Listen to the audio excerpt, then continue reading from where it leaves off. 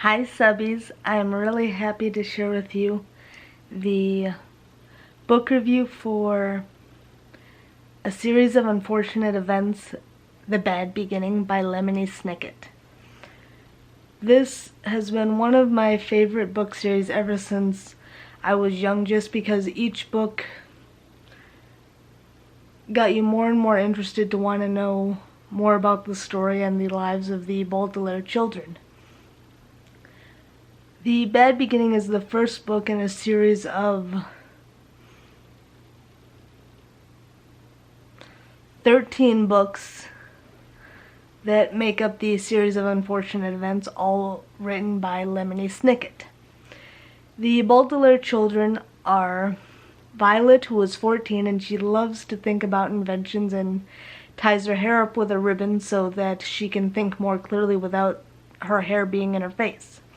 Her brother Klaus, who is 12, and he loves and lives for reading, and his father would have this enormous, massive library that Klaus thoroughly relished in reading anything and everything he could, especially of topics that interested him, and as of late that had been animals of North America.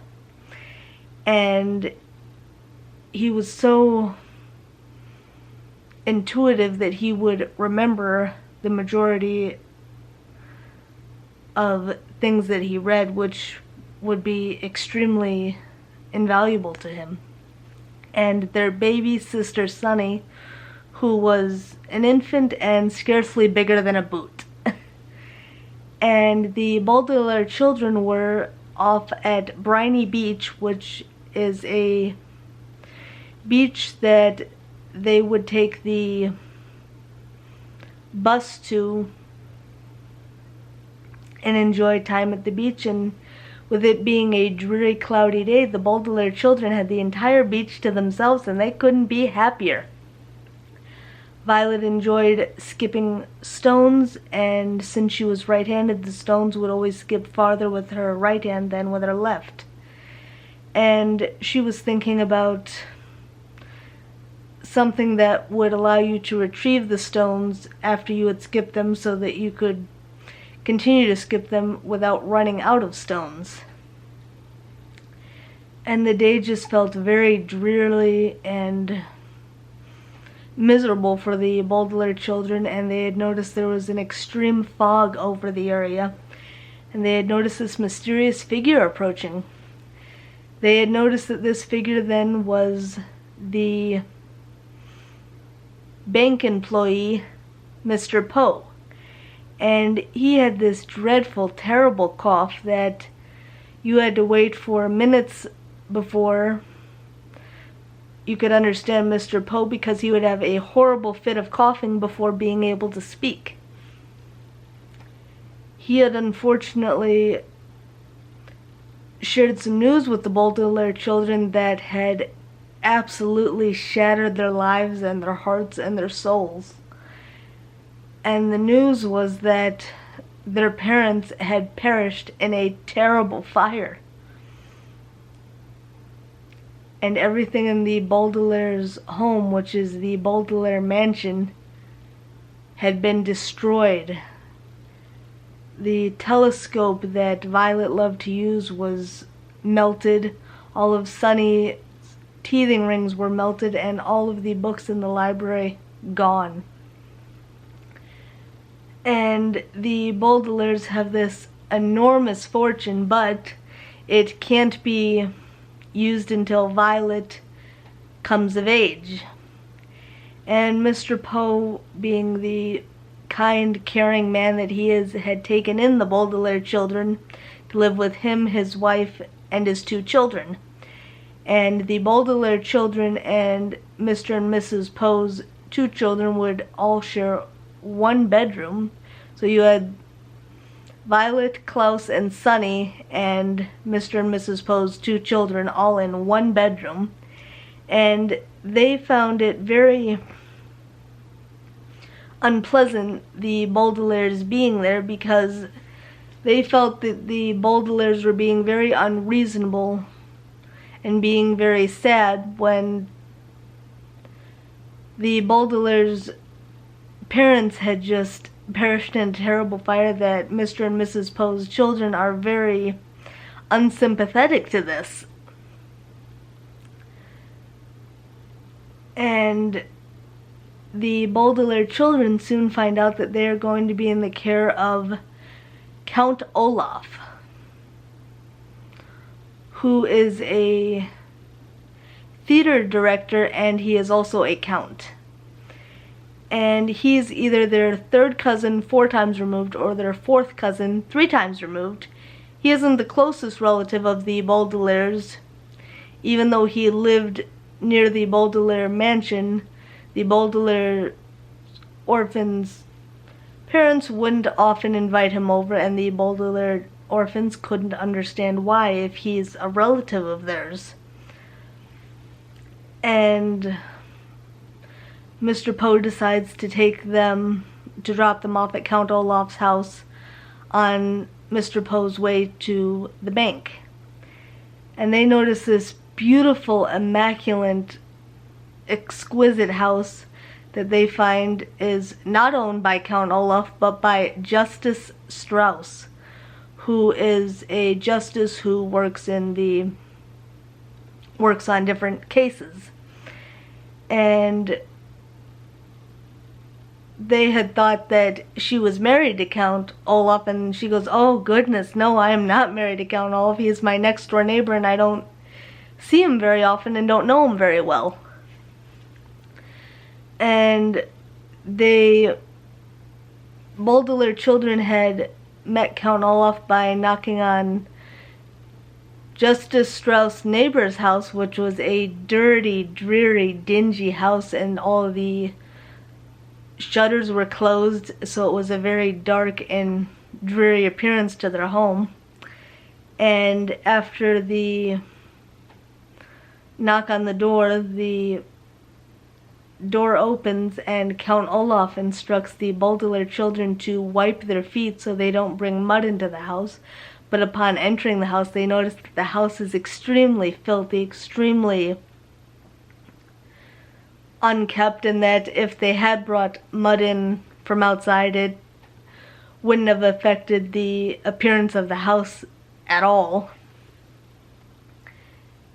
And they notice right away that Count Olaf is very interested in getting his hands on the Baudelaire's fortune, and not so much caring for the Baudelaire children as he should.